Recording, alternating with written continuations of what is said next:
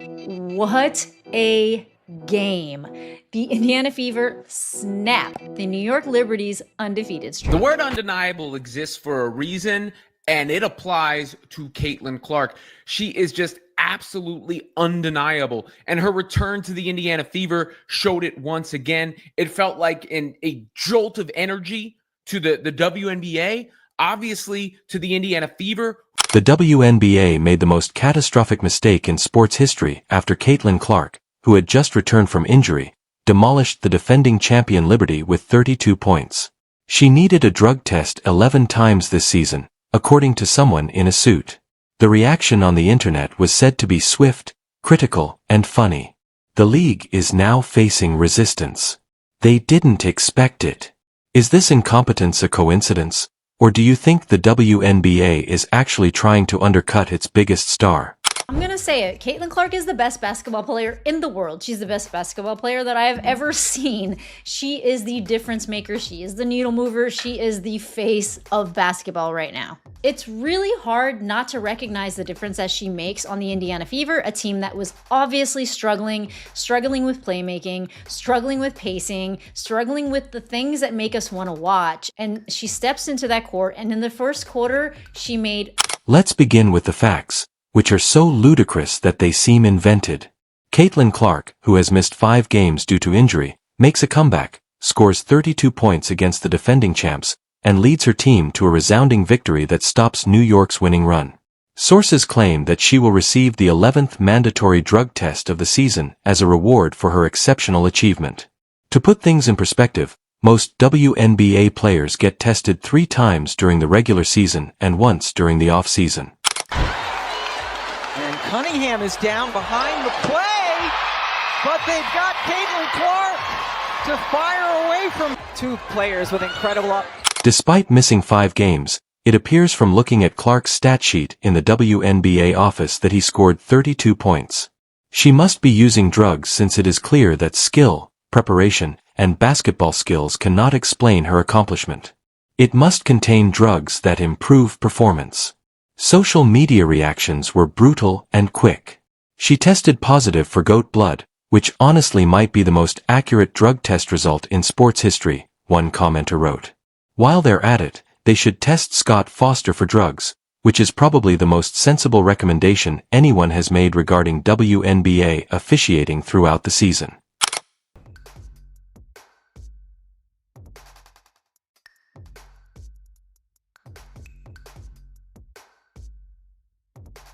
My best response, though, was that a DNA test ought to have been done to find out if she is genuinely human.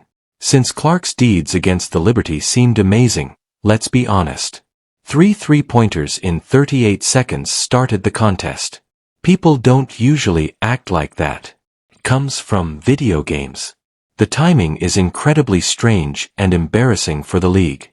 Clark will miss 5 games due to a quad injury. She quickly proves to everyone why she is the face of professional basketball when she returns against the best squad in the league. Her homecoming was historic in addition to being positive. The Fever set a franchise record with 17 3-pointers. Clark seemed to have never left, and the entire basketball world remembered why they had come to watch her play. The league responded, "Let's make sure she's not cheating." Due to bad optics, the Titanic appears to have made a minor navigational error. Your biggest star is the athlete who made women's basketball more popular and increased viewership on her own. And you treat her like a potential criminal after her best performance in weeks. 11 tests for a single player in a single season starts to sound less random and more like harassment, even though the WNBA's drug testing procedure is supposedly random. Other players are given the required 3 tests. If they are unlucky, they might be examined 4 times. According to reports, Clark is getting the premium package, which includes a post-game specimen collection, after his exceptional achievements.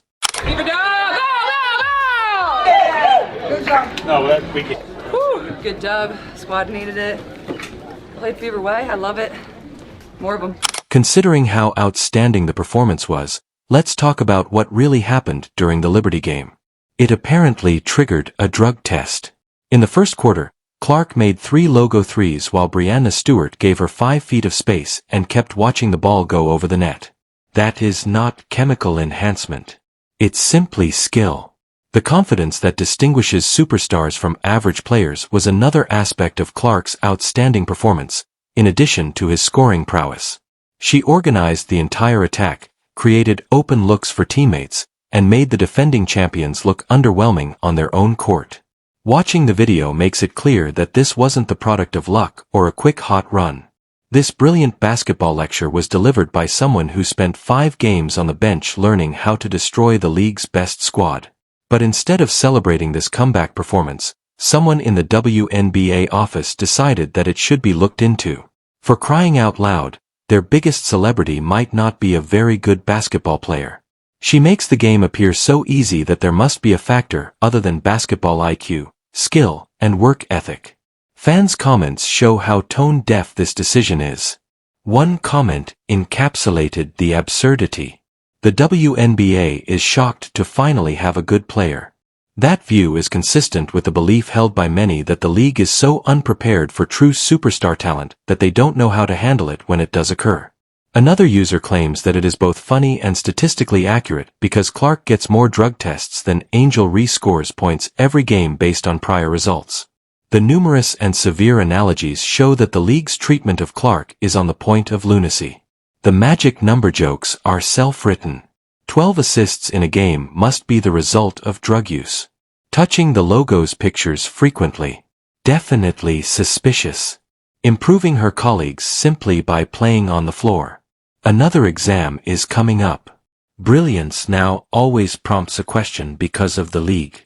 Congrats on your great performance. Thanks. Just want to let you know you have a huge fan base in Hong Kong. Oh, I appreciate that. And hopefully I'll get there one day. And today, there are 5 Hong Kong fans fly from Hong Kong to No way. And, Oh my gosh. And the hour is 22 hours. No way. Your number. Oh my goodness. Well, I wish I could have just met want to say them. this, including me. If you know them, tell them thank you for coming. That's incredible. Yeah. So any plans you will visit Hong Kong with your teams in the future years? Yeah, maybe we'll head to Hong Kong after the season. I mean, I certainly hope to go to Hong Kong one day. It's incredible to see the type of reach that we can have and how much people love basketball across the globe. So that's really cool. So if you know them, tell them I say hello and thanks for coming as well. Yeah, thank you. Hope one day to show you around. Yeah, absolutely. This is the reason this is even more ridiculous. There is no need to be skeptical about Clark's supremacy, as it is not a recent development. She has been doing this since she was in college. The seeming superhuman court vision, the deep threes, and the no-look passes. This is just who she is as a player. Anyone who has followed her career would attest that this type of performance is usual for her when she is in good health. The drug test after this particular game shows that the league either doesn't understand its own star or doesn't want to believe she's truly this great. The WNBA's leadership and ability to recognize and support excellent players are not well represented in either of these arguments. The incidents that occurred in opposition to the Liberty were not unusual. Clark was playing at her usual level after being sidelined. Because of her injuries, she reminded everyone that the Fever with Clark are a completely different team than the Fever without her. As the offense gets better and teammates get better looks, they can now compete with the current champions. Accusations on social media that the WNBA is purposefully trying to discredit their own product reached a record level. When your top star puts on a performance that should be praised by the entire league and your response is to make drug testing mandatory, you've fundamentally miscalculated how to establish and market a professional sports league. Comparisons to other sports seem inevitable. When Steph Curry scores 9 3-pointers in a game, the NBA doesn't test him for drugs. They advertise the highlights. When a player passes for 400 yards, the NFL recognizes their performance.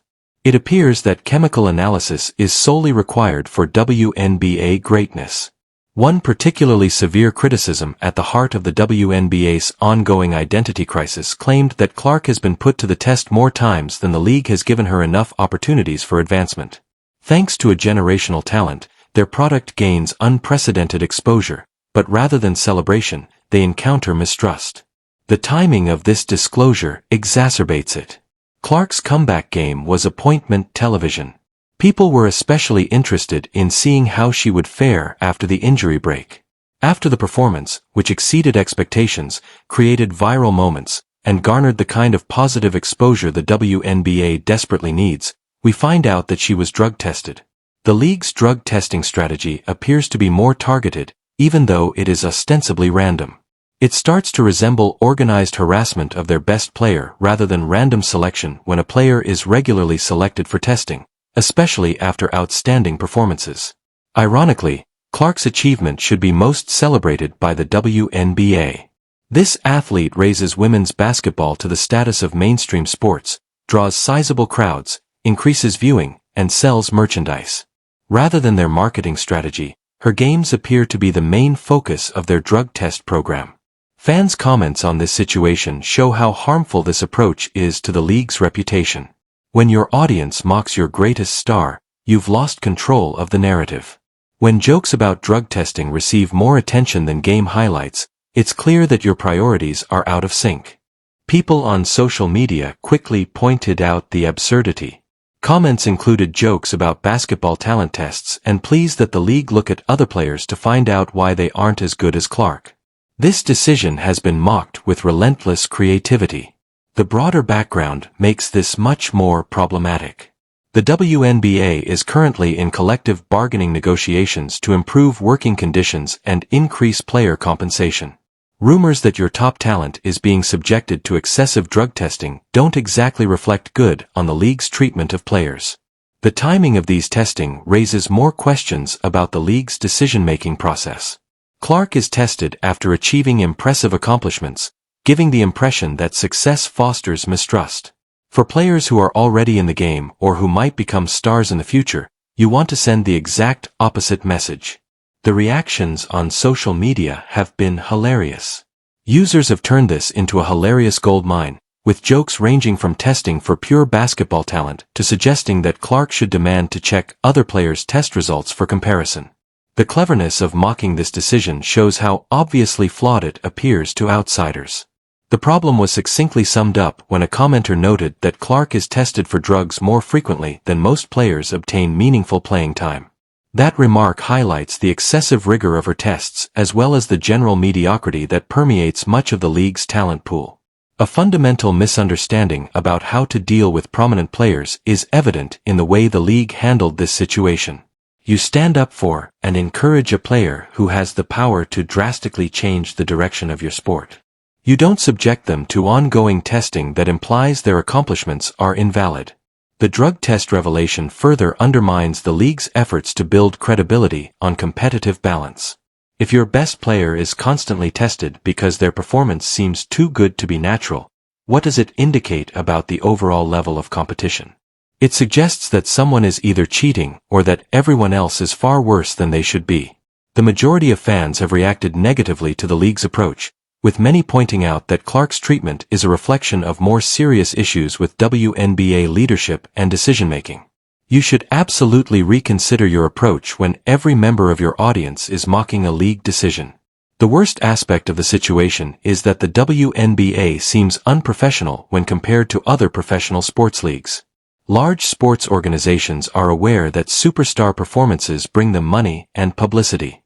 They celebrate greatness rather than studying it. The WNBA's approach suggests that they either don't understand this basic concept or deliberately want to ignore it.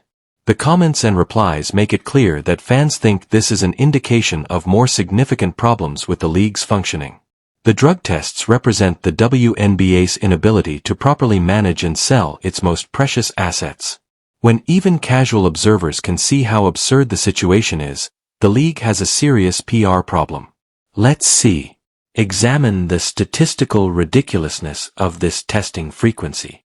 With 11 drug tests in a single season compared to the league threshold of 3 tests, Clark is getting tested at a rate that is more than 4 times higher than that of other players. The sample is not chosen at random. That is a targeted investigation disguising itself as routine. The statistical probability of one individual being selected at random 11 times while others are tested 3 times is so small that it would be an insult to basic intelligence to call it a coincidence. The exact performance that triggered this most recent test is witnessed by paying spectators. Clark appeared to have not missed any practice since her injury. Her shooting form was perfect. She had surgical court vision and made flawless decisions. This is how top-tier professional basketball looks. And in reaction, the league questioned its legitimacy. This is made considerably worse by the history of Clark's injury comeback. She missed 5 games due to a quad injury. To ensure her safe return, Strain worked with trainers and medical staff. The idea that she used illegal drugs to enhance her recovery or performance in any manner is disrespectful to both her work ethic and the medical personnel who managed her rehabilitation. The response on social media has evolved over time, from early mistrust to outright disdain for league management. People are making complicated jokes about the medications that Clark might be abusing. The phrase, performance-enhancing basketball talent, became well known. She has reportedly been using illegal quantities of court vision enhancers. This judgment appears to be universally stupid to anyone with functional brain cells, as evidenced by the ingenuity with which it was mocked. Comparing yourself to other players becomes natural and nasty. Clark is tested 11 times for excessive skill, while some players find it difficult to finish basic shots without any chemical examination at all. It suggests that while mediocrity is common, achievement is questionable. The exact opposite message ought to be conveyed by a professional sports league. The global perspective exacerbates the humiliation. By citing fans who came from Hong Kong to see her play, Clark demonstrated the global breadth of her appeal. Fans from other nations can now learn that the league tests their favorite player for drugs because they are too talented. A professional sports organization is best described by treating greatness with suspicion. The timing of this disclosure, which follows a powerful comeback performance, creates the worst possible optics. Instead of headlines celebrating Clark's return, we read reports about drug testing practices and potential harassment. The league managed to turn their most promising story of the week into a public relations catastrophe. This sets a dangerous precedent for the league's future. If exceptional performance invariably leads to additional drug testing, what message does this send to young athletes aspiring to compete at the top levels?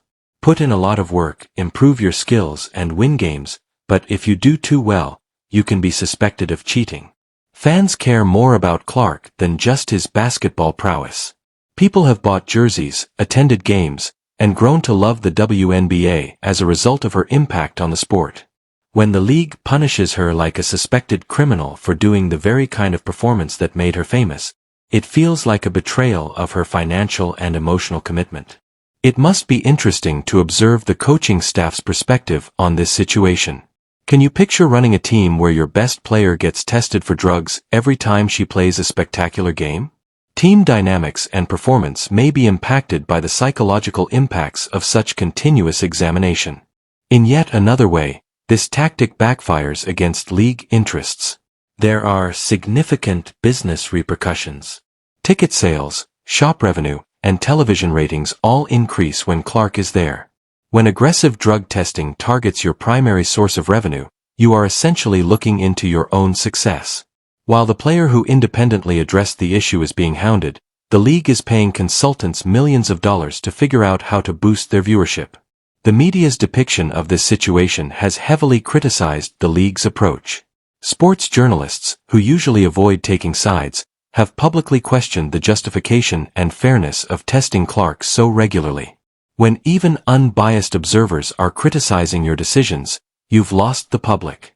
Relationships are incredibly difficult. The Player Association should be furious about this mistreatment of its most well-known member if the league can put Clark through rigorous tests because he is too gifted. What is to stop them from attacking other players for whatever reason they come up with? This sets a precedent that jeopardizes players' rights and dignity across the league. The historical context exacerbates this. Women's sports have never been well respected or acknowledged. The WNBA begins to question the validity of that accomplishment when they eventually sign a player who offers their product respectability and publicity. It's the height of self-destruction. The competitive balance theory falls apart upon closer inspection. If Clark's dominance was fake, other teams would be demanding investigations. Instead, opposing players and coaches acknowledge her brilliance but lament how hard it is to prevent it. It's not suspicious. That is exceptional skill recognized in a professional setting. Fans and league management have adopted a us versus them mentality as a result of the fan base uniting around Clark in response to this treatment. Your fan base is actively protesting your administrative decisions, which is a significant misinterpretation of your role as a sports entertainment corporation. The storyline around drug testing has completely overshadowed actual basketball discussions, which is a complete failure of league goals. Instead of talking about Clark's play, her development as a second-year professional, or the team's improved togetherness, we are talking about specimen collection methods. Instead of celebrating its biggest player, the league has managed to turn him into a victim. This situation perfectly captures the WNBA's ongoing struggle for success. More financing and public exposure are desperately needed. But when they get exactly what they have been asking for, they respond with suspicion and curiosity. It's like complaining about being hungry and then questioning the food's quality when someone brings you a 5-star meal. The WNBA somehow managed to turn the triumphant return of its top players into a public relations disaster when greatness leads to drug testing instead of pleasure. You know that there are serious problems with the league's leadership. What are your thoughts on the whole situation? Please feel free to express your thoughts below. Please click like and subscribe for more self-written sports drama if you think the league need to apologize to Clark.